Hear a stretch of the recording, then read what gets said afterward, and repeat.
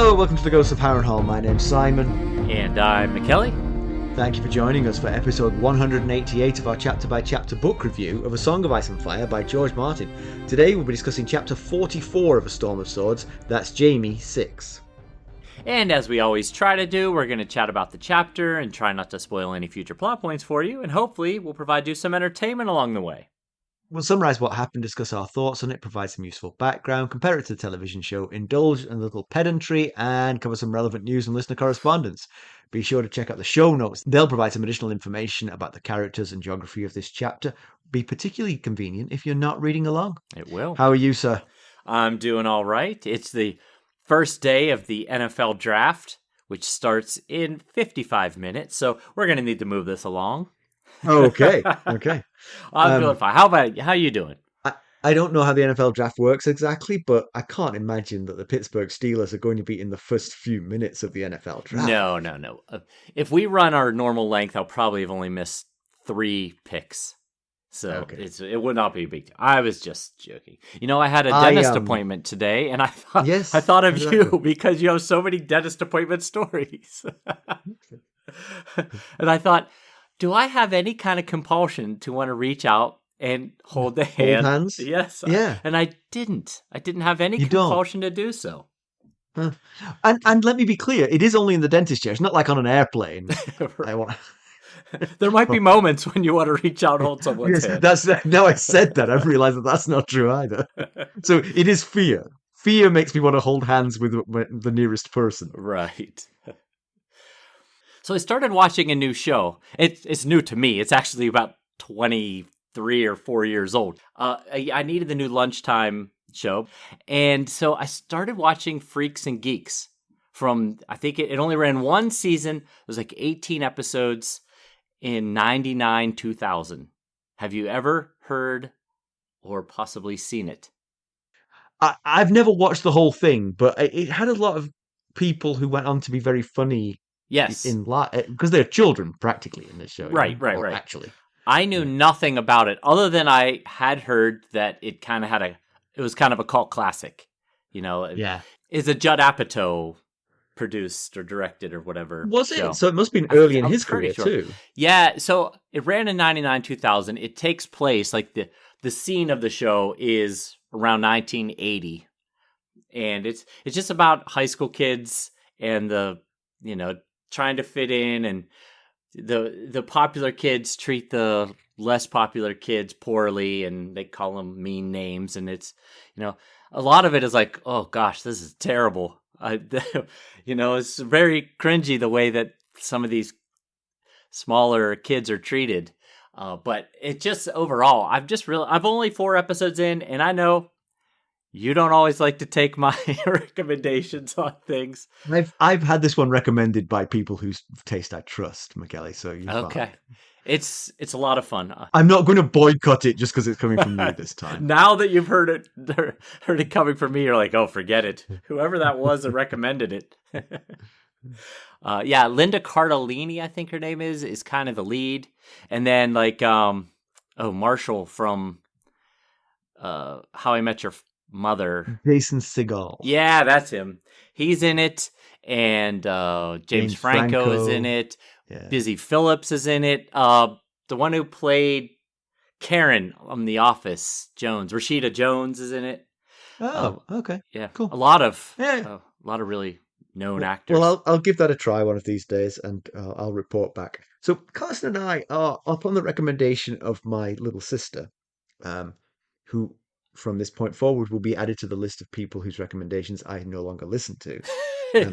Her and me. You're on the dubious list, let's put it that way. But we're watching a show on Netflix called The Night Agent. I do not know it. Oh, it's very poor. It's very poor. It's strange. It is a strange mix of, it looks okay. I mean, the production values are okay, but it's kind of like Netflix becoming a network channel, Oh, yeah.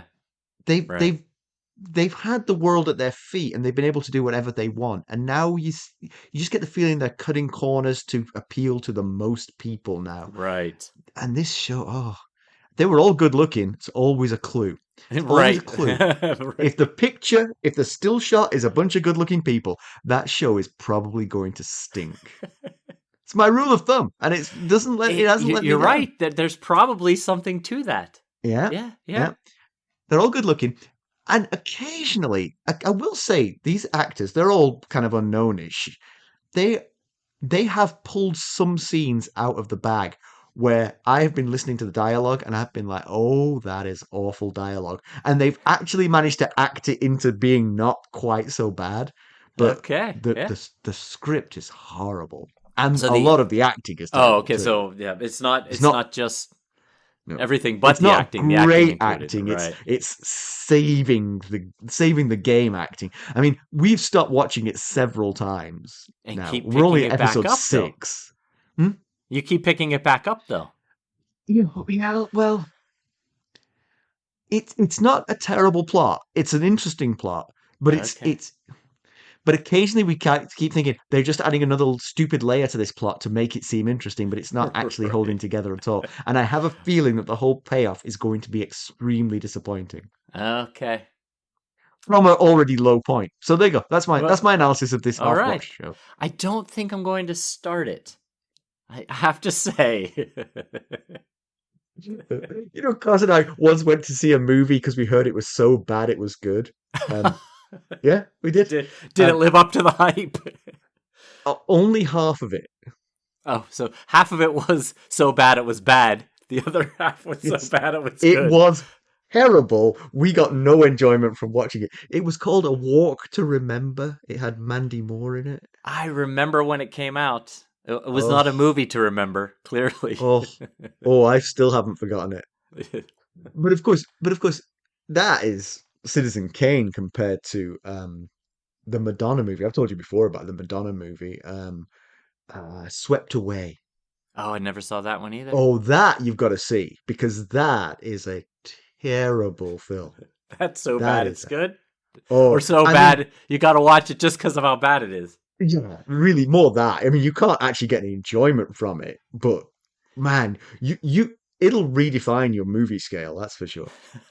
All those one-star movies I've got, suddenly they get 3 stars because this thing is a whole new level. Is that the one that was directed by her husband at the time? Bingo.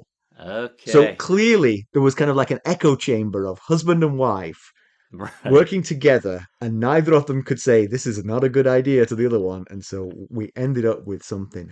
Oh, And I it was guess uh, maybe that explains why their marriage didn't last if neither one could tell the other one this is not a good idea. I guarantee you, if Stacey and I were making a movie together, there'd be plenty of times when she would say, that's not a good idea. mm. Again, given your recommendations, I think some of the time she's going to be right, Mackelly. You've got to listen to her on some of this. Not all necessarily. I feel like I'm the one that finds most of our good shows that we enjoy. She probably disagree with that. Luckily, she Mhm, doesn't listen to the show, so I mhm. can say that all I want.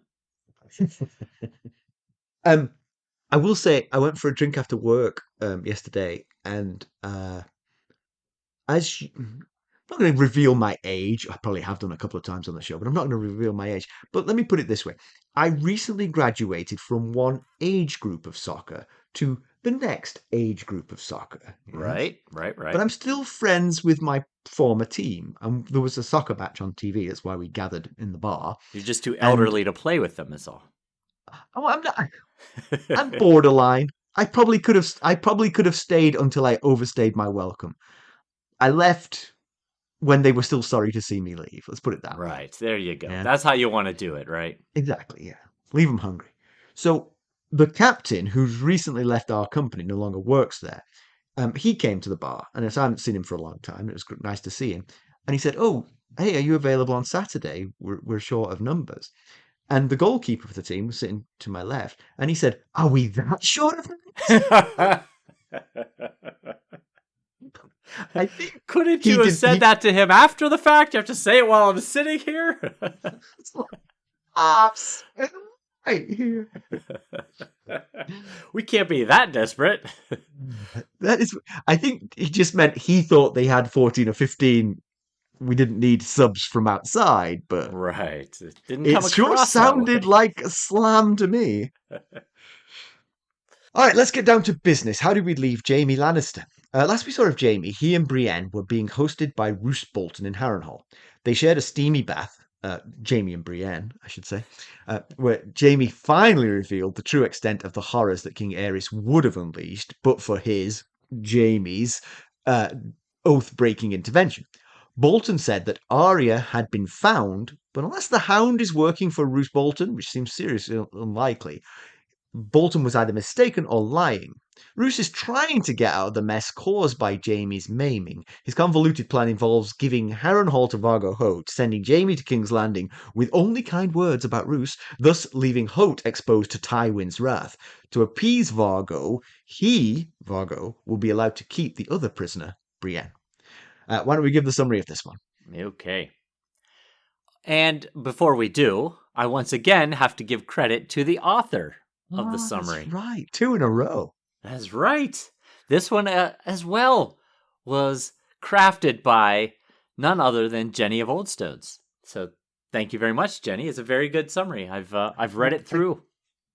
For the second time in 2 weeks, I've did a round of applause when you said that, only to realize that my microphone is so clever it ignores clapping.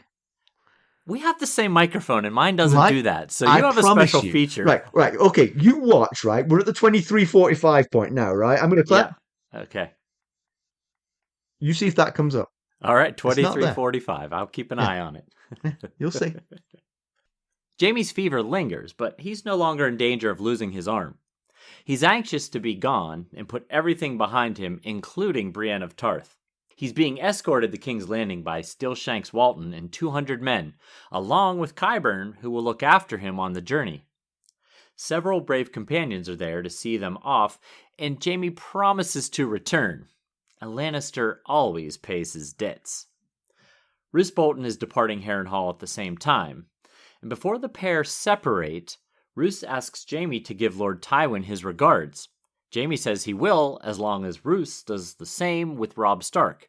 Roose says he will. Qyburn checks on how Jaime is doing, and Jaime learns it was Qyburn, who sent Pia to Jaime's bed last night. Jaime was tempted, but reluctantly turned her away. Qyburn also mentions that Lord Selwyn of Tarth offered 300 gold dragons for the safe return of his daughter, but Vargo Hoat is holding out for sapphires. I said it. Was it? Fucking Yes. Sapphires. Jaime wonders whether or not his father has received his severed hand yet, and how his father will react. Jaime calls to mind the story of unruly House Tarbeck and his father's wish to teach the Tarbecks a bloody lesson, but his grandfather, Lord Titus, chose a more forgiving route instead. Jaime recognizes some of the landmarks they're passing. He recalls the ceremony when he joined the Kingsguard and King Aerys' real motive for accepting him. At camp that evening, Jaime drinks dream wine. He dreams he's whole again, but Tywin, Cersei, and really all of the Lannister ancestors abandon him and Brienne in the dark bowels of Casterly Rock. He faces the shades of his Kingsguard brothers and Rhaegar Targaryen before he awakens. Jaime makes the sudden decision to return to Harrenhal to rescue Brienne. Jaime threatens to implicate Walton in the loss of his hand when the man bolts, so he ultimately agrees. Upon their arrival at Harrenhal, Jaime hears cheers and realizes Brienne is in the bear pit. She is unarmored and holding only a tourney sword, much to the amusement of the brave companions. This is her punishment for biting Vargo Hoat's ear off. When Jaime offers to ransom her, Vargo tells him, "Go get her." So he does. He jumps into the pit. Jaime orders an astonished Brienne to get behind him and distracts the bear until Walton's men are forced to intervene and kill the bear. The brave companions are angered, but Walton's men have them outnumbered 2-1. Vargo decides under threat that he will be merciful, and Brienne and Jaime are pulled out of the bear pit. Upon resuming their journey, Brienne asks Jaime what made him come back. After mulling over several cruel quips, he says simply, "I dreamed of you." and of Jeannie. Nope. Well, thank you, Jenny. That was well done and very much appreciated. No, absolutely. Thank you. Thank you. It's always great to have contributions from without.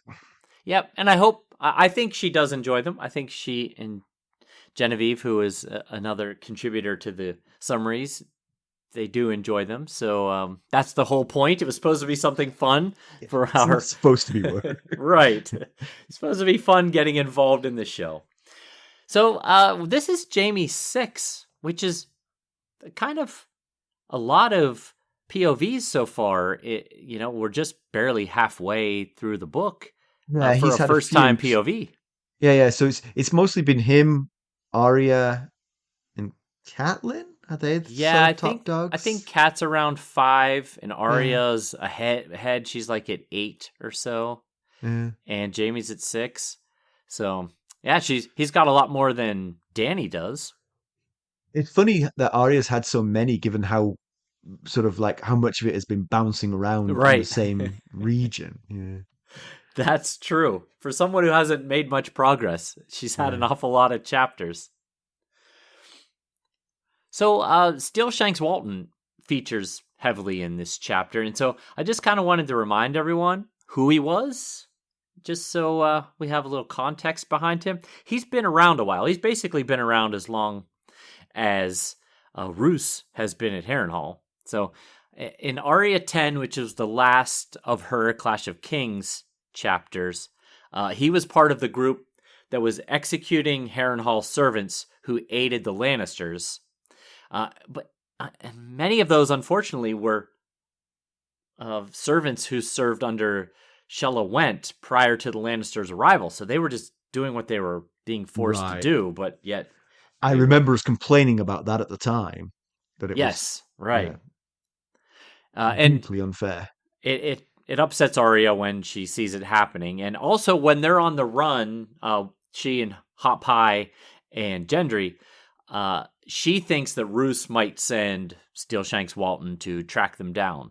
So he's been around a bit.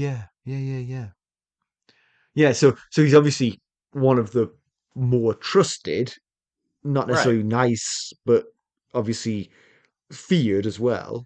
Yeah, Jaime had a good way of putting it when he thinks that he's served with people like Steel Shanks Walton his whole life, that, they're basically small folk who, when they're in war, will do the killing and the terrible things that they're asked to do by their lords and commanders. And then when the war's over, they'll go back to their little villages, they'll marry their neighbors' daughters and have a bunch of kids and put down their spears for shovels or whatever. Turn their swords into plowshares. Yes, exactly. Yeah.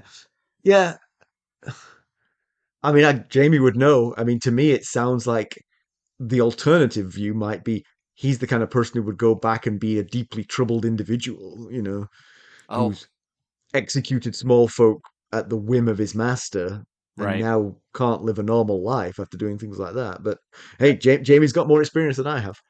You could definitely see that being another way that it could go for small folk who are forced into these things and really don't have control over what happens. Yeah. So, last chapter we got some prophecies from the ghost of High Heart. One of which I remember was about a goat in the something big empty throne room being bothered by a dog. You nailed it. That's exactly what she said, word for word. She said, in the Hall of Kings, the goat sits alone and fevered, while the great dog descends upon him. So 9/10 of what I said. Yeah, exactly. Yeah. So let's check in on this. So we've got Roose leaving Harrenhal and leaving it in the control of Vargo Hoat. So, known as the goat, right? Yes, known as the goat, exactly. And if Harrenhal is the Hall of Kings, and we wouldn't have named the show after it if it wasn't. I mean, we're serious business. We are. Right. So Hoat is sitting there alone. Now he doesn't necessarily seem to be fevered, but he at the end of the chapter, he was in pretty rough shape after messing with Brienne and losing his left ear. That's She true. bit it off. So maybe that will become infected and it will lead to him being fevered or so. That's true. But who's the great dog? That was the bit we still didn't know last week. Yeah. Yes, we still don't, unless it was the bear. Maybe she was seeing a bear and thought it was a great dog. A big dog. Yeah, could be. Yeah. Yeah. So Jamie, when Jamie's leaving for the first time, he tells the brave companions that he'll be back, which prophecy-wise was right on. The very next day, there he was. Everyone's got prophecies. But I think he was thinking more long term than that. That he Yes, was I think so. the Lannisters paying their debts, the brave companions were going to get theirs, and Yes. I think that's a more long term strategy that he has in mind. Yeah, I wonder if when he left again, if he said, I'll be back I'll be- again. This wasn't the back I meant. When I said I'll be back, it wasn't this one. Yeah, if I were members of the Brave Companions, it would make me a little uneasy because he's headed to King's Landing and seems pretty likely to get there at this point. He's got a host of 200 surrounding Yeah, I him. mean, as long as he keeps going in the one direction, stop. Right. Oh, my toothbrush. And he is the son of the Hand of the King and, well, as far as the rest of the realm knows, the uncle of the king. Yeah. So, and he's been planning this revenge for a while. When he was paraded into Harrenhal, remember, he thought he was going to survive and make it to King's Landing, and then he was going to pay these brave companions back with interest. So. Yeah. I wonder, I mean, we've talked before about sellsword groups and how they turn tail and run away. I wonder if that might be an option here. Get out of Westeros. Really? Go see what Essos has to offer for the next 20 years. Roose says, he mentioned to Brienne and Jaime at dinner that Vargo is a smart man, despite it all. He's a smart man. You couldn't be a smart man and lead a group like the Brave Companions. Yeah. If he is a smart man, wouldn't he take a look at his surroundings and think, I better get out of here fast. I have managed to anger the most powerful man in the realm, whose grandson happens to be the king. And what am I getting out of it? Yeah. It might be time to cut his losses and go. Yeah, he's tried various things. I mean, he's still hoping to marry Rickard Karstark's daughter and things like that, but none of it's going to come to fruition. I mean, it just doesn't feel like it. And if the tide is turning the Lannisters' way in the overall war, then when that tide hits Harrenhal, then there will be no mercy for the brave companions. He'll be fevered and alone, possibly. Yes, he will. Yes, he will. Or dead. So why would Roose Bolton be so keen to send his regards to Tywin? I mean, I can understand it on a sort of like just send my regards to your father, but it seemed to make a point of this. Is he afraid of that same revenge reaching him? That he might be somewhat, I mean, he is somewhat culpable for Jaime's maiming, but obviously when he saw it, he was furious about it. He didn't order it. Right. You would expect Jaime to tell his father that it was Vargo Hoat. Is there more to it than that? Is he selling out the North in some way? I mean, obviously there's a betrayal of the North here in that he's giving Jaime back to Tywin, but hey, that betrayal is only the same as Catelyn's, so you can cover yourself in that. But then that makes me wonder, is he possibly in cahoots with his monstrous offspring? We've discussed it when Ramsay was doing some of the things. We wondered whether he was acting alone or acting possibly under.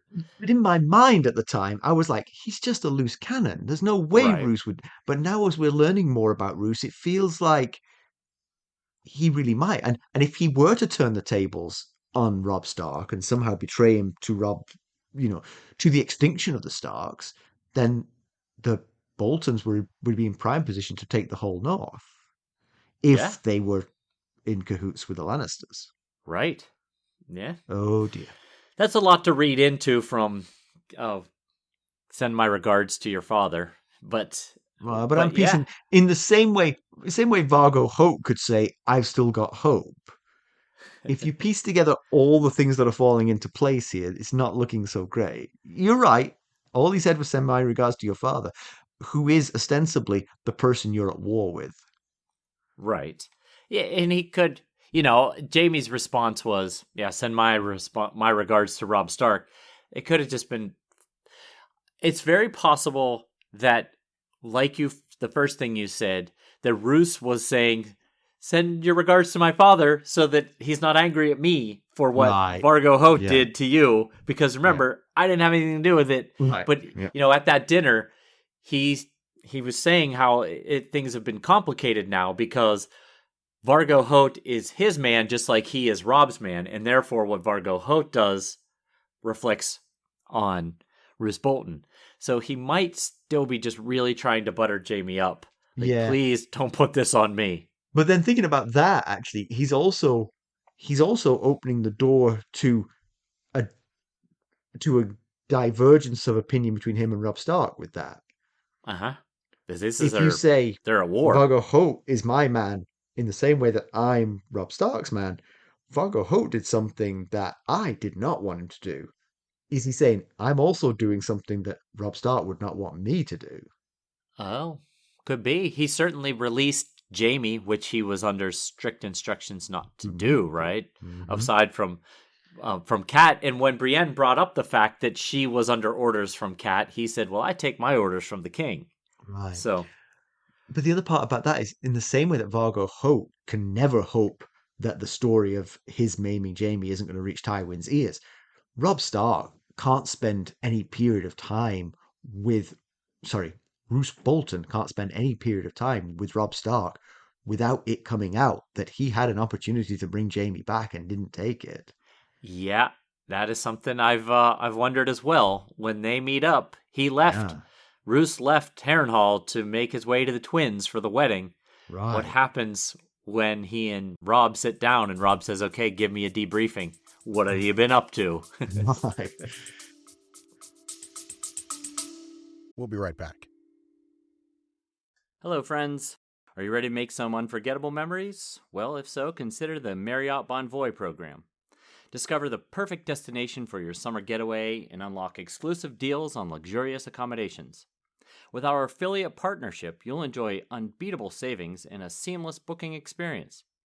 Don't let summer slip away. Visit Marriott Bonvoy today and make this vacation season one for the books. Use our Ghosts of Harrenhal affiliate page to check it all out and buy Bonvoy points or give some as a gift. The link to our page is in the show notes. We caught a guy who looked a lot like Jaime Lannister. This guy only had one hand. He only had one hand. It couldn't be him. Last you saw Jamie, how many hands did he have? Was it two? Because Different guy for sure. On that subject, actually, what the book really needs is a point of view character somewhere between the wall and the net. I was thinking yeah, about that. John was headed in that direction, but then I think John was headed back to Castle Black after escaping from the wildlings. right. So we still got that big gap between the two where we just don't know. I mean, I guess Bran is in there somewhere, but he's He's heading not toward the wall reporting on too. very much. Yeah, I'd really like to know what's going on with Ramsay Snow. Yeah, we had Theon in that spot, but Theon's Yeah, gone cold. We don't know yeah, what's up with him, so we don't even know if yeah, he's still alive, really. yeah. So we learned more about Jaime's investiture as a Kingsguard by Aerys and how it was. Well, we've known for a while that there were sort of like conflicting reasons that he was given the white cloak. One of which was he was extremely talented as a fighter. One of which was because he and Cersei were trying to manipulate things so that he could be with her. Right. Good memory. I'm Thank you. impressed. But one of it was that Aerys wanted to antagonize his now, uh, well, not enemy yet, but he was annoyed with Tywin Lannister and wanted to peeve him by Right. robbing him of his heir. Yeah, yeah. And we learned things about the actual day too, about the day that, he was inducted into the Kingsguard. He told us before in the two Jamie chapters ago, I guess it was, that he was 15 years old. He felt like nobody could beat him in the lists, but he didn't get to compete. And he said, Aerys never let me joust. He sent me away, and now I'm coming back, because that was when the Brave Companions were taking him back to Harrenhal. And now we get more insight into what transpired and the emotions, thoughts, and reasonings behind it all.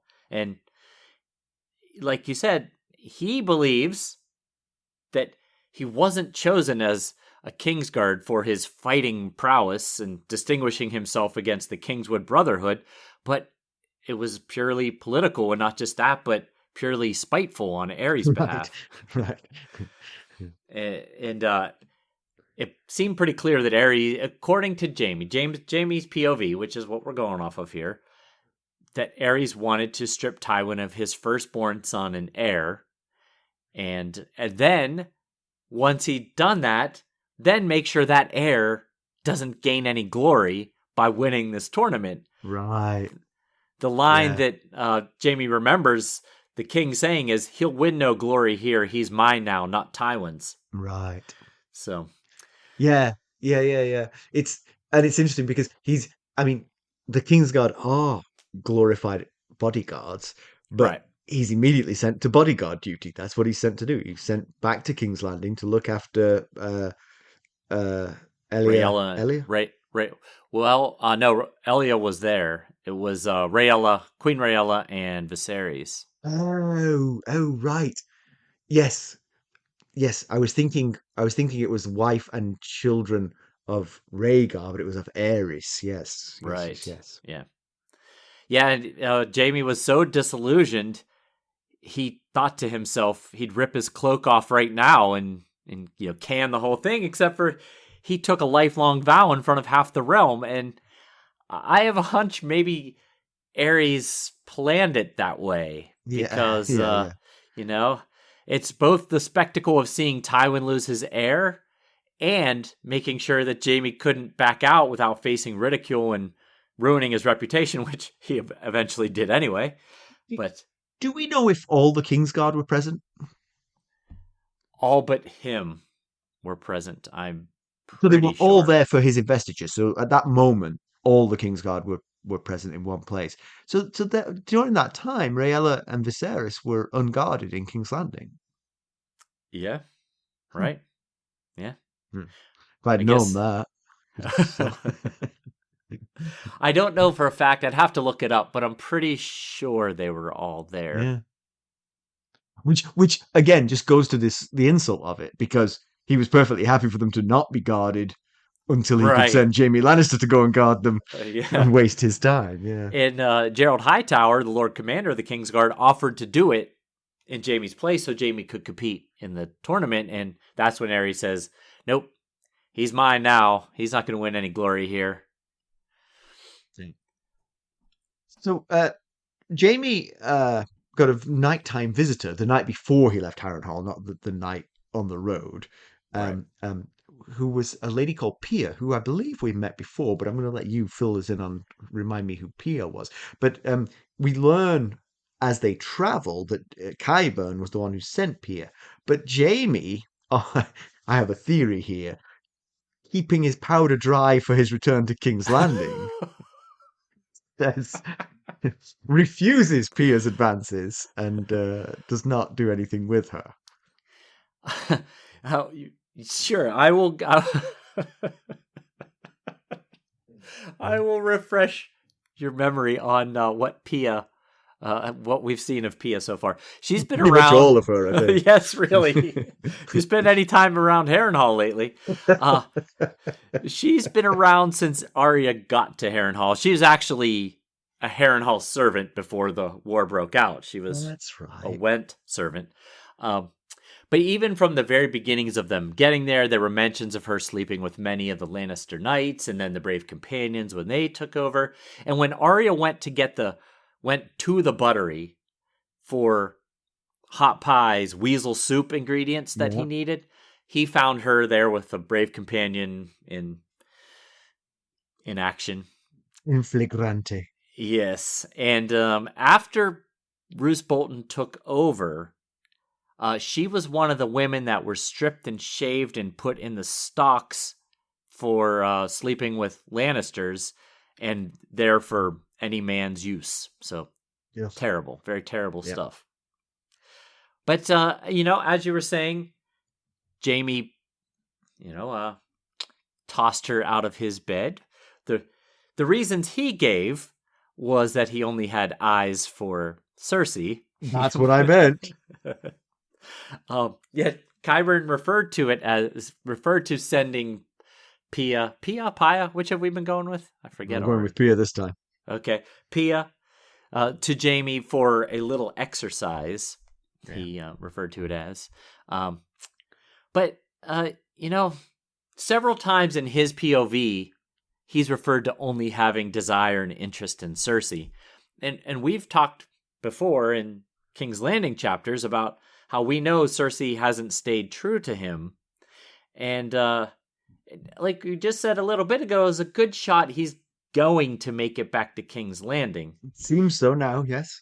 And we also know that Tyrion knows of some of Cersei's affairs. He knows of Lancel for sure. Yeah. And Varys strongly suggested the use of sexual favors to control the Kettle Blacks. Kettle Blacks, yeah. So, might Tyrion possibly tell Jaime what he suspects her to have been up to? I'm going to go out on a limb here and think that Jaime doesn't mind. And the reason being is that if he were to sleep with Pia, it would be out of lust, desire. Yeah? He knows that Cersei is sleeping with these guys for entirely different reasons. Mm-hmm. She's manipulating them. She's getting something out of them. She's not doing it because she wants to. Yeah. Yeah, I definitely agree with all that. Yeah. He can turn a blind eye to it because he sees it for her machinations rather than a betrayal of him. Possibly, yeah, I could see that. Of course, but if I were Tyrion, I would certainly try to hold it over Cersei. Oh, right. Nevertheless, right. Yes, because if he tells Jaime about Cersei's affairs, yes, it very well might hurt Cersei, but it also might hurt Jaime if he's upset by it, and he loves his big brother. The trickier one is Lancel, because Lancel looks a bit like Jaime, and that might feel like a betrayal. Right. And I was still alive. I know he looks a bit like me, but and so I just wondered, might Tyrion use this to get at Cersei, which he's been trying to do, and she's been had the upper hand lately. And one thing I'll mention is that Jaime thinks that Qyburn has kind of a fatherly essence about him. His fatherly face is crinkly with concern was one of the lines he uses when speaking about Qyburn. And he has looked after Jaime, and he treats him tenderly and in a concerned manner. However, there's something more to Qyburn. Obviously, he's been excommunicated from the Citadel. That's certainly something. Although, who knows? We don't know yet. Could possibly have been a political thing and he was unfairly ousted. Possibly. But there's just other things, like riding with the Brave Companions in general is a pretty red flag there. Unless it's being forced, they maybe needed a maester and said, you're going to be our maester, whether you want to or not. Yeah. But he aids the group in horrible crimes against humanity, so regardless, it's hard to morally justify that.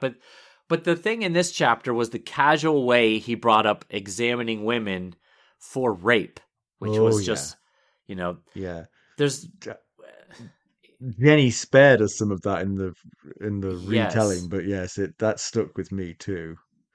There's just no moral way around that one.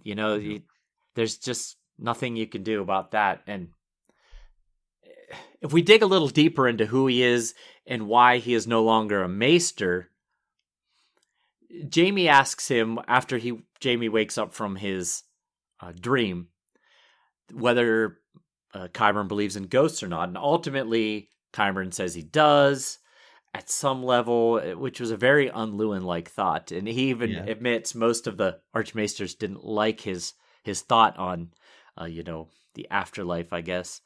And that explains a bit why, maybe he wasn't seen in the best light by Maesters, by the Archmaesters. And might that have something to do with why he lost his chain? I don't know. We'll have to see. The description says that the Maester's face grew strange when Jaime asked him about the ghosts. And I wondered if possibly Jaime hit a nerve there. Right. Could also have been the fact that he called him Maester, and he was like, "Oh, I'm not a Maester anymore." But there's nothing else to go on about why he's lost his Maester's chain. But I felt like that line, "the Maester's face grew strange," in the conversation in general was in there for some reason. So I was just trying to extrapolate it a bit. So Qyburn also reveals that Selwyn Tarth, Brienne's father, has offered 300 gold dragons for her return. The story of the Sapphires, or the Sapphires, has kept Brienne safe for now, but now it's backfired because Selwyn Tarth is not wealthy and cannot afford a mine full of sapphires. He can afford 300 gold dragons. Right. Or probably he can afford 250 gold dragons, and he's dug for 300 to try and get his daughter back. But they're not accepting that because they think he's wealthy. And so now that whole story has come back to hurt her, whereas it's kept her safe to this point. Yeah, it was a noble gesture. Held off awfulness for Brienne for a while when it otherwise wouldn't have. And I do wonder if this is partly why she crept into his dreams, because of this. Right. So he felt a when responsibility. Roose announced that he was giving her back to Vargo Hoat, the end result was inevitable, because he was going to try and ransom her for sapphires, and they weren't going to be produced. So but 300 gold dragons might get you a ship to Essos, which right. Again, referring back to previous conversation. And Jaime tries to convince himself that he shouldn't care. He thinks to himself, Brienne's tough enough to survive a few rapes. And I obviously we see as the chapter unfolds that he couldn't convince himself of that. We'll be right back. This episode is sponsored by Audible. To get a free audiobook, or 2 if you're an Amazon Prime member, go to our exclusive URL, audibletrial.com/ghosts Harrenhal. You can find the link in our show notes.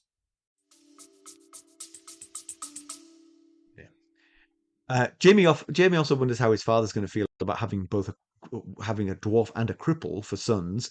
We don't know Tywin as well as we'd like to. Well, maybe we know Tywin better than we'd like to. One of those two things. But I can hazard a guess. He's not going to be best pleased, and he's not going to be terribly sympathetic to the victims, Jaime and Tyrion. He's going to blame them. That's possible. He blames Tyrion for being a dwarf. He's going to blame Jaime for being maimed. Yeah, I think there's yes, he does. And he also blames Tyrion for killing his wife Joanna. Again, probably something will not else. blame Jaime for that because but it just goes more evidence. Yes, just more evidence that he will blame people for things that they did not have any control over. So you can understand Jaime's concern. Tywin is definitely hard and calculating, and he's certainly shown nothing but open disdain toward Tyrion. So I don't think he will have the level of disdain for Jaime that he does toward Tyrion. Because it's not congenital. He can't pass on a lack of a hand to his children. Right. But the dwarfism maybe could be passed on. Yeah. So. And I think there's more going on with Tyrion than just the shape of his body. I mean, like I mentioned, he still holds a grudge for killing Joanna. And the fact that Tyrion frequents brothels is a source of frustration and embarrassment for Tyrion. And Cersei's certainly not helping. Her hatred of Tyrion surely has colored Tywin's perspective. She lies and stretches the truth about Tyrion to her father. Well, given how antagonistic Tywin is generally to the people around him. It's probably helping Tyrion on some levels that Cersei hates him so much, because probably he defends him or looks after him just to keep Cersei annoyed. I'm not joking. Right, That's how it's I view possible. Tywin. Yeah. He likes to keep everybody uncomfortable. Yeah. So thinking about, his loss of his hand and kind of his father's lack of sentimentality, it reminds him of Jaime's grandfather, Tywin's father, Titus Lannister, when Titus was dealing with Lord and Lady Tarbeck. And, Tywin's suggestion to the whole thing was send Lord Tarbeck back in 2 pieces. But we'll give you a quick rundown of what happened, because Jenny probably didn't want to throw all this detail into the summary, which I agree with.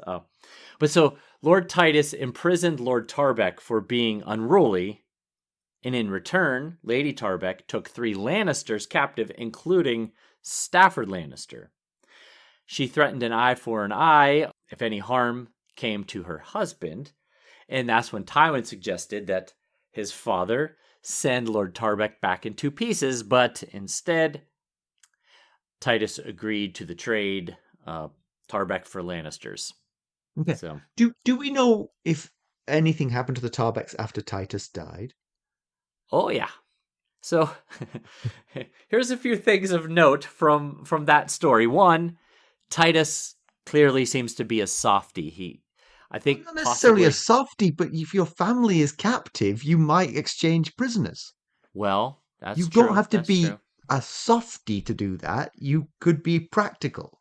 I guess, yes, if you're comparing him to Tywin, he looks Oh, yeah. like a softie. Oh my god, yeah. He does. Absolute pushover. But he also let his his bannermen, he let his Walk all bannermen over negotiate him to a with certain him. extent. Yes, exactly. Yeah. Yes.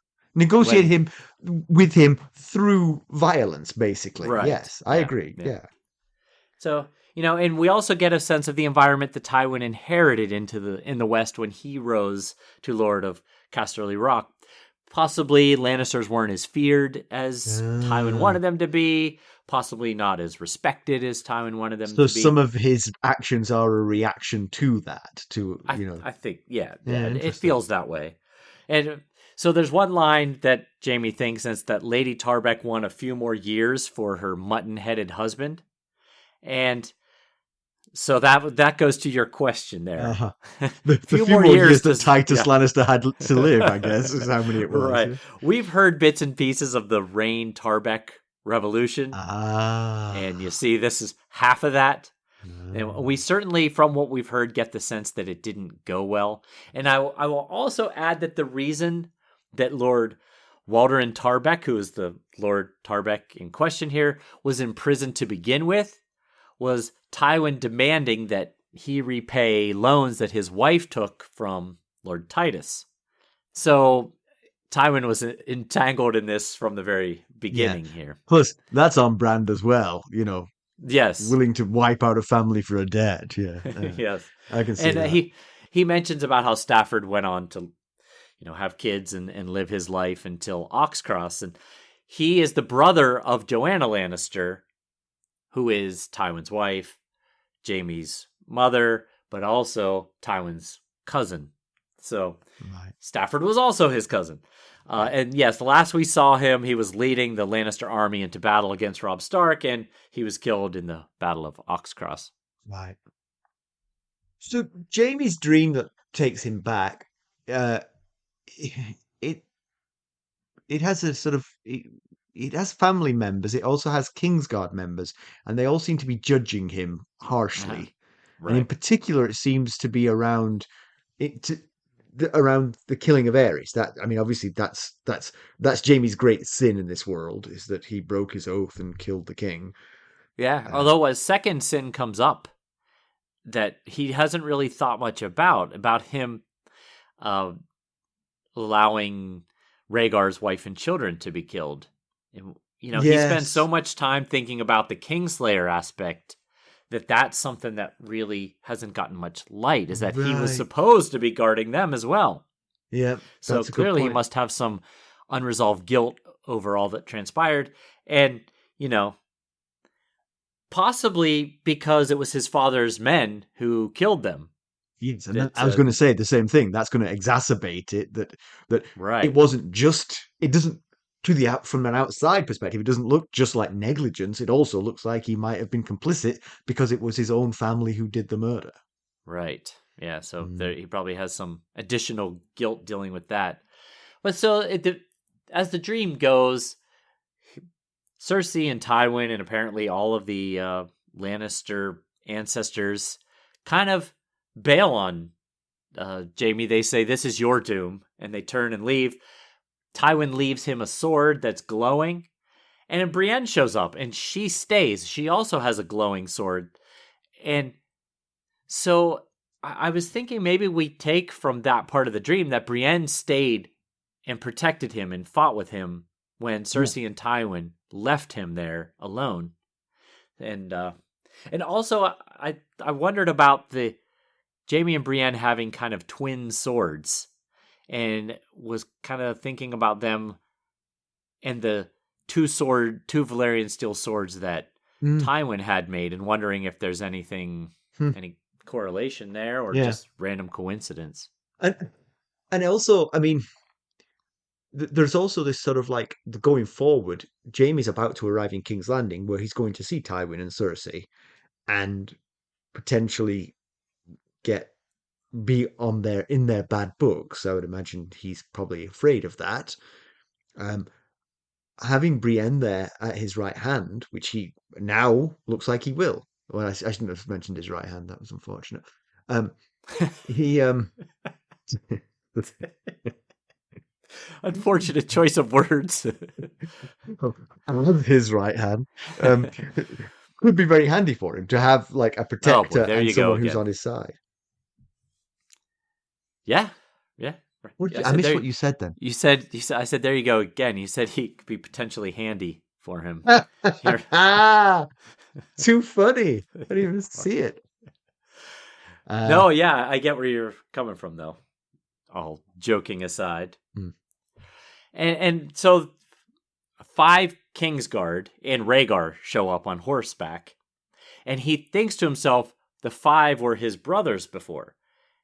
And the one that's missing, because there's 7 Kingsguard, the one that's missing from Aerys' Kingsguard at the time of Jaime's induction was Barristan Selmy, who was injured. Right, at the Trident. Yeah, so he survived the he survived through the Robert's Rebellion. Right, yeah. So, I mean, Jaime goes back for Brienne. I mean, I think we can sort of see why he's become fond of her. He's grown a loyalty to her. She's become his confidant. He's shared things with her he doesn't share with other people. They dug coal together, as I say. Say again? They dug coal together. Right, they dug coal together, exactly. And in his dreams, she's his protector against everyone, including everyone he's ever known and everyone and his family. She's the one who sticks by him. So it's not hard to see why he would want to protect her. Plus, he feels guilt about the fact that his cover story for her is now leading her to a worse outcome. That's true. He didn't know that when he left Harrenhal. He found that on the road. He hoped, sort of like naively hoped, that she would be ransomed and get out of there in one piece. But given what Vargo Hoat had done to him, that was always a little bit naive, I feel. That's a little shaky, right? Yeah. That hope. Yeah. So she also, they both have these glowing swords, and Cersei tells Jaime, "You'll stay alive as long as that sword stays glowing. When it goes out, your time is up." And the sword goes out, and he starts shouting no, and he sees that Brienne's sword is still glowing. And I wondered if that burning sword might possibly have been her innocence. Maybe, she returned to save him in her noble innocence, and now he's going to go save her and save her innocence. I don't know. I was trying to think of why this sword situation, why hers stayed lit and his blew out. I wondered if it was just a extension of his hand. Once his hand went out, once he lost his hand, he needed Oh, her to protect yeah. him. Yeah, that could Simple be. as that. That could be that too. So this is the same guy who pushed Bran out of a window, who just returned to save Brienne. He offers to pay Brienne's ransom. He jumps into the bear pit to protect her With one hand. with one hand. And again, we see when he has a connection to someone, he seems to be very loyal to them. Yeah, Tyr- we've mentioned it's- that before, that Yeah, he is. Cersei and Tyrion being the Yeah, primary. I got to imagine though, if that first night on the road with Qyburn, Cersei had been there, they probably wouldn't have turned back. And that's the problem, you see. Cersei is the evil spirit on his shoulder. Right, right. That is true. He's been away from her for a while. Yeah. Yeah, yeah. You know that old saying, you are who your friends are. People you hang around with, you're influenced. God, help me. So Jaime has this one line when he is trying to convince Steelshanks to cooperate and go back to Harrenhal with him. At first, he threatens him and says, if you don't do it, I'm going to tell my father that you're the one that cut my hand off. Right. And, and then he says, but if you do cooperate, I'll sing the sweetest song. And Jaime says, you'll get the girl and the gold. Can I interject with my take on that? When I read that, I didn't think there was anything to it. I thought he meant, we'll get the girl out of there and you'll get the gold reward for doing it. But if there's something more interesting, theorize. You're right. He could be referring to picking up Sansa as the girl and bringing her back like Brienne is supposed to be doing. But I don't think he's expecting to return Sansa because Sansa's married to Tyrion now. So I don't know if Jaime is necessarily expecting to make good on the promise of trading himself for the Stark girls.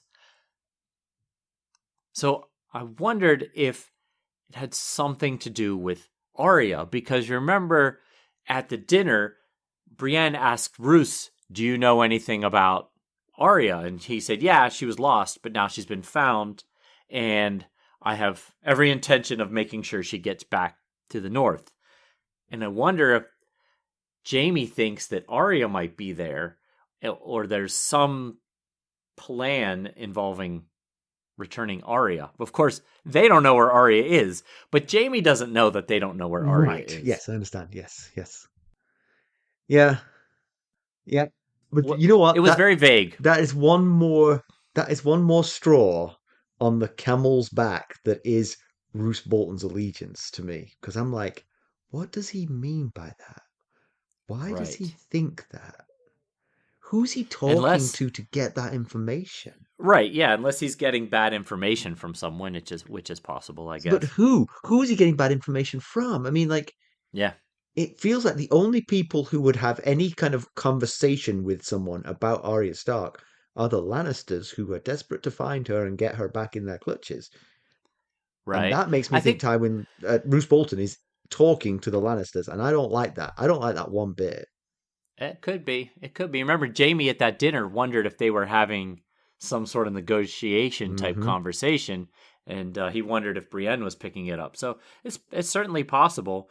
But we also had thought about, was there a Roose Bolton spy in the Brotherhood Without Banners that was aware that they had found Arya Stark? Right. That could be as well. Yeah. And maybe he sent the Hound to rescue her. I've said that before. Which would then bring the Hound towards Harrenhal, where the goat sits alone and fevered. Right. There you go. All right. One thing, so he rescues Brienne out of the bear pit. And one thing I'll point out there is that he jumps in and he's the whole time they're in the bear pit, he is getting Brienne behind him and kind of shielding Brienne and then distracting the bear from Brienne. And he doesn't explain until he gets out of the bear pit what his thinking was. What his thought is that Steelshanks Walton and the Northmen cannot let Jaime get killed. Right. So he was baiting him, using himself as bait and making them have to kill the bear for them. Yeah. So that's what was going on there. If you're wondering, why in the world was he jumping in front of Brienne with his one hand and no weapon. Right. It was that plan. The background. What do you have for us, sir?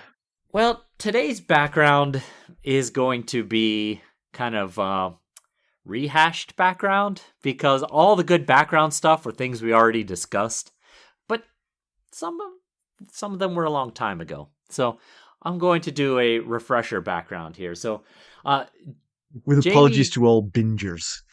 yes, exactly. If you're binging this, you might have heard it pretty recently. But Jaime thinks that the voice that he hears in the pit in the bottom of Casterly Rock was all the Lannisters since Lan the Clever, who was from the Age of Heroes. And so I did this back in chapter 27 of A Game of Thrones, which was Ned 6. And the story of Lan the Clever is basically the origin story of House Lannister. Way back in the Age of Heroes, the dominant family in the West were the Casterlys. And Lan tricked them out of Casterly Rock somehow. It's a little vague exactly how he did it. And he lived there in Casterly Rock for a long life, siring many children. He is also believed that he stole from the sun to give them all their golden hair. And like I said, the stories of how he stole Casterly Rock from the Casterlys are varied. Some think he smuggled a pride of lions in to eat all the Casterlys. Some say that he used mice and rats to drive them all out. And others say he snuck in and convinced them it was haunted until they fled.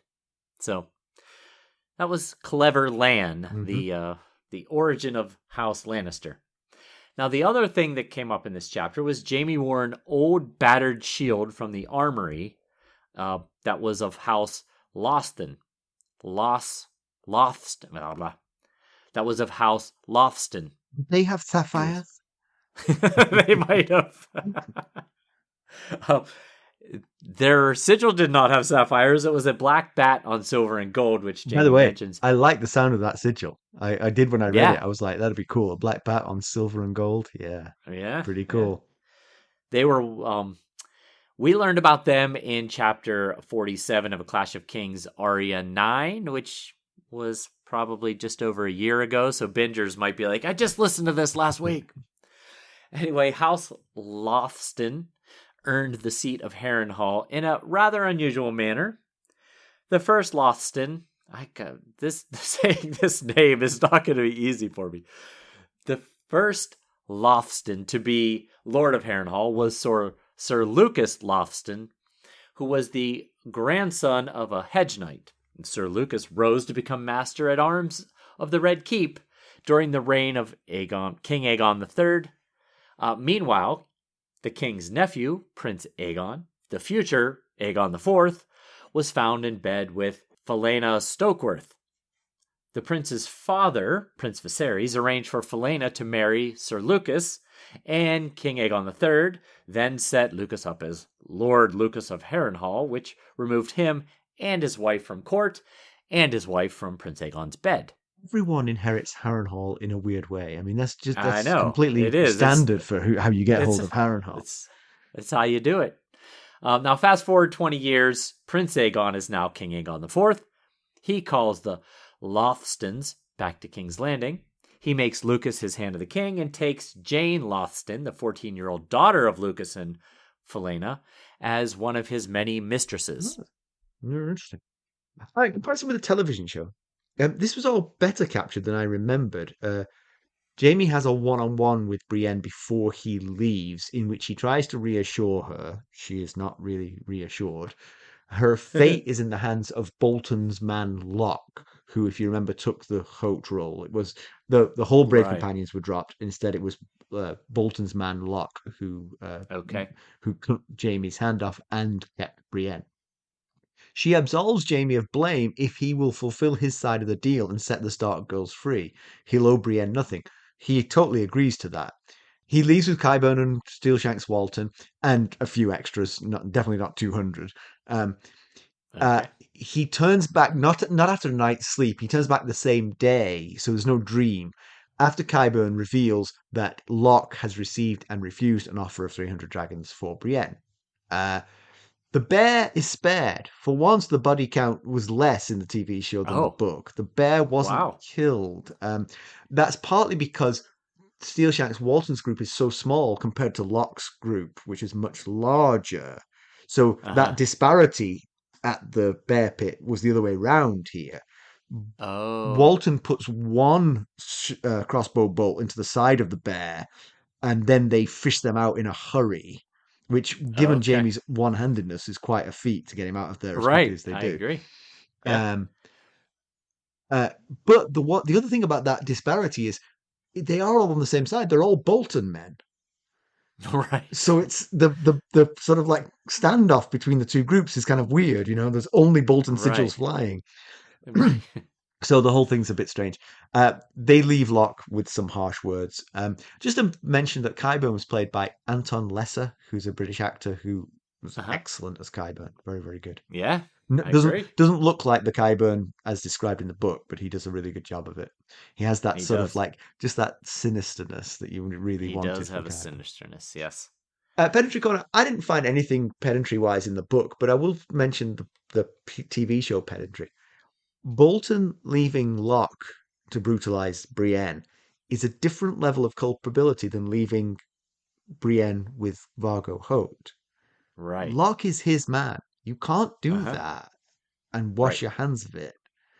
You can wash your hands of it because Brienne was Hoat's prisoner, and Right. Bolton has no interest in her outcome, and therefore she's still Hoat's prisoner.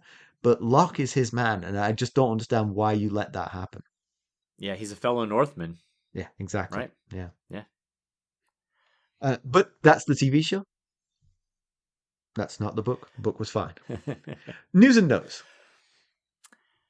Well, Bran Stark is coming to Con of Thrones fan convention. Isaac Hempstead Wright, who played Bran Stark on a Game of Thrones, has been added to the guest list. The other Game of Thrones alumni who is currently on the list is Miltos Eurolemo, or I hope I didn't just slaughter that last name, but he is played Syrio Forel on a Game of Thrones, and this man Miltos, I'm gonna spare pronouncing that last name since I'm sure I did a terrible job of it. This man is known to give water dancing lessons to those in attendance, so that's pretty cool. That is cool. Con of Thrones will be held on August 25th through the 27th at the Hyatt Regency in Orlando, Florida. Great. Maybe we should go. We should. I was thinking about that when you said it. That's Yeah, it's not too far away. Well, I mean, it's not that close, but we could make that happen right. if we tried. It's possible. Yeah, let's discuss. We will discuss. We just want to welcome a new Buy Me a Coffee Lord Paramount, Case Stuffs. Welcome to the club. We look forward to meeting you at the next video chat. That's right. Welcome aboard. We've talked a bit on the Discord server. Oh, you have like good. I'm glad you're always taking care of those. You things. have too on the chess channel. Oh, cool. Yeah, I'll play you at chess. That'll be fun. And very soon, next episode, in fact, we may have a very major surprise coming. We'll see. Yes. We'll keep that. We won't reveal what it is, but the next episode will be Right. worth listening to. It will. Yeah. I really. There's nothing more I can really say Yeah. without any kind of spoiler, and we're against spoilers on this show. Yeah, we are exactly. So. Yeah. Give us. And we got also a review. Did we get a review? We did. We got a review on Apple Podcasts UK from AIDYJ877. ADJ877.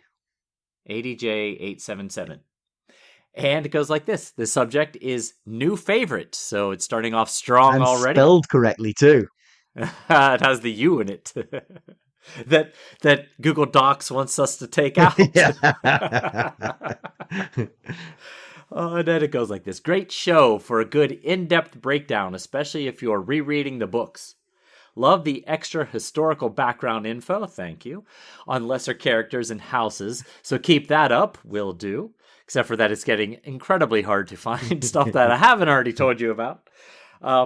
Would love a bit more comparison with the TV show and more opinions on casting and set I designs. don't know if you noticed, but I actually expanded the comparison with the TV show a little bit today per ADJ's request, and I even mentioned And a cast member, if you know. you did. That's what I was going to say. Yes. I pay attention.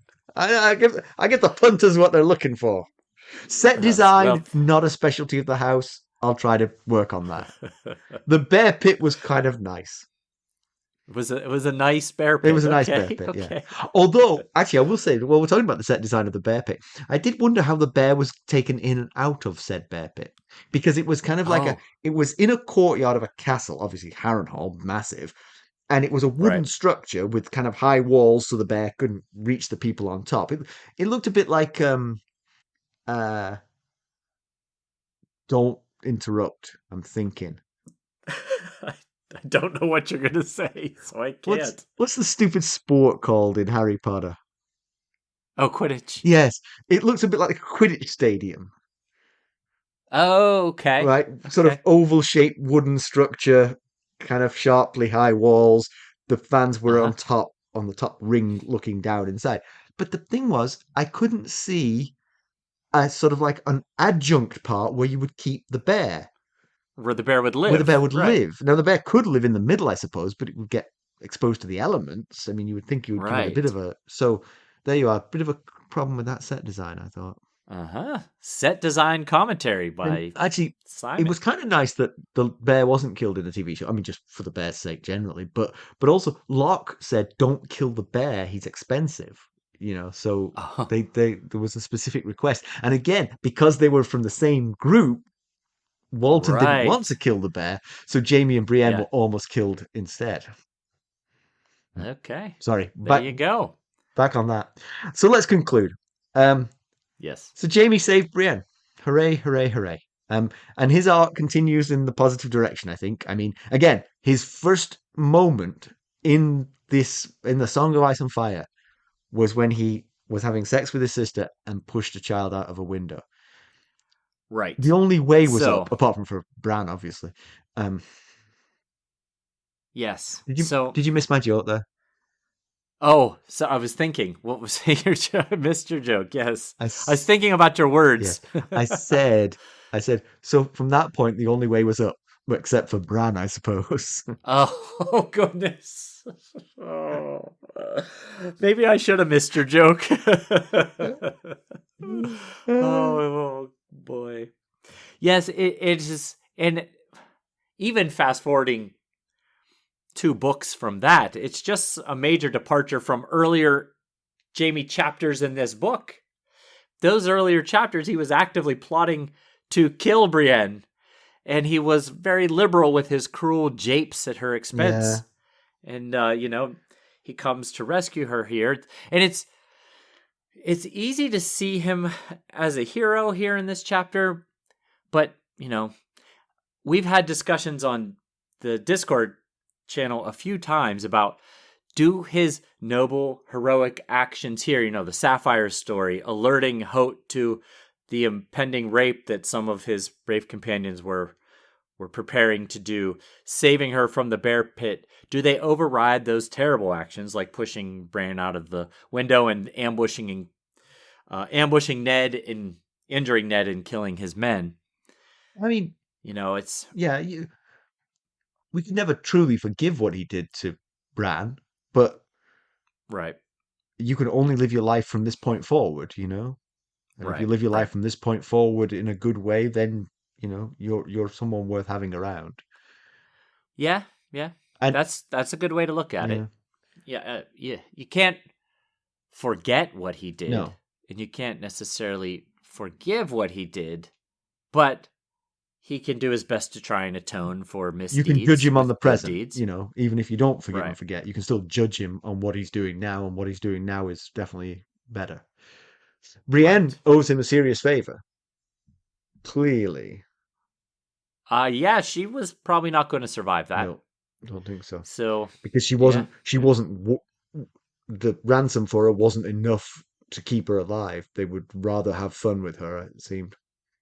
Yes. I mean, they gave her a tourney sword Yeah. and put her in a dress. Yeah. It was clearly, and I was thinking while it was happening, apparently Vargo Hoat has given up on trying to ransom Brienne. Apparently he'd rather have nothing, just these jokes while she gets killed than 300 gold dragons. Yeah. Because clearly she wasn't going to get ransomed if she's dead. Yes, I guess if you're careful, if you're ensconced in Harrenhal, known to be the safest place in the Seven Kingdoms, everyone lives to a ripe old age. Right. Who needs Nothing 300 goes gold wrong dragons when you could have some more enemies? Tyburn, bit of a freak and definitely a pervert. But quite a good maester, it seems. I mean, he does seem to be. Yeah. Yes. He seems to be complicit with what the Brave Companions are about. Yeah, and Vargo Hoat is most certainly a monster and callous. And if he is smart, as you maintain, it's not really revealing itself unless he's got some master plan to get out of here. But he just feels like he's building himself his own coffin constantly. Maybe he's so smart we can't see the calculus of what he's planning here. Yeah. And then Steel Shanks Walton, I mean, you said that he's not a new character, but I mean, I don't remember. It looks like he's a good ally for this journey, sort of like steady and forthright. He seems both dependable and willing to do what he's asked to do. Right. And smart enough, to be able to think through situations if he's not been The return to instructed. Harrenhal made sense once it was laid out to him. Yeah. Right. Yeah. But what is Roose Bolton up to? His betrayal of Robb is obvious, but he also betrayed decency when he fed Brienne to Hoat. He seems to be trying to curry favor with Tywin, but unless he either expects Robb to lose the war or is planning to switch sides, he shouldn't need Tywin's favor. Those are the only two instances where you would need Tywin's favor: if your side loses or you're planning to switch sides. Yes, right. And he's on, as we were discussing earlier, he's on his way to the Twins to meet up with Robb for the wedding. What's he gonna say about Jaime if he's asked? Yeah. And I wonder if he'll give the regards that he said he would. Right. Yeah. Because that would out him automatically. Oh, Jaime Lannister. Never mind. Never mind. The guy who looked a bit like Jaime Lannister later. with only one hand, he sent his regards. And the ghost of High Heart, the prophetic dream did come true. The goat is sitting alone in the big castle, so other parts of her predictions might come true. That didn't sound good for Balon Greyjoy. No, it sure doesn't, does it? She saw him dead. Yes. He wasn't sitting alone with a fever. He was dead. So yes, we'll have to see how many more of her dreams pan out. Yes. So next week will be episode 189, and it will be a first. It will. It will be a first. And it will be a cat chapter. A cat chapter. And something that's never happened before will happen in that chapter. Well, in that episode. In that episode, The chapters, it's a pretty good chapter. Robb names an heir, which is, a big deal. And Robb comes up with a plan for getting himself around, through and around Moat Cailin, which is currently held by the Ironborn. I'm only halfway through it, so I haven't got to that part yet. Exciting. Yes, lots of cool stuff. All right. So you want to check out... There's lots of reasons why you'll want to tune in next week. Sure. All right. There's 3 things that you could do to help us. You could leave us a positive review. That spreads the word. You could buy merchandise at ghostsofharrenhal.threadless.com. You could buy us a cup of Arbor Gold at buymeacoffee.com/ghostsharrenhal. Consider becoming a sustainer at the Knight of the Realm or Lord Paramount's level, and that really helps us, and you get some cool perks from it, including chess against me. Oh, right. And, you can reach us at ghost.harrenhal@gmail.com. And, you can go out and follow us on Twitter at @GhostHarrenhal. We are also on Facebook, Instagram, Discord, and YouTube. Thanks for listening. Thanks. Bye. Bye.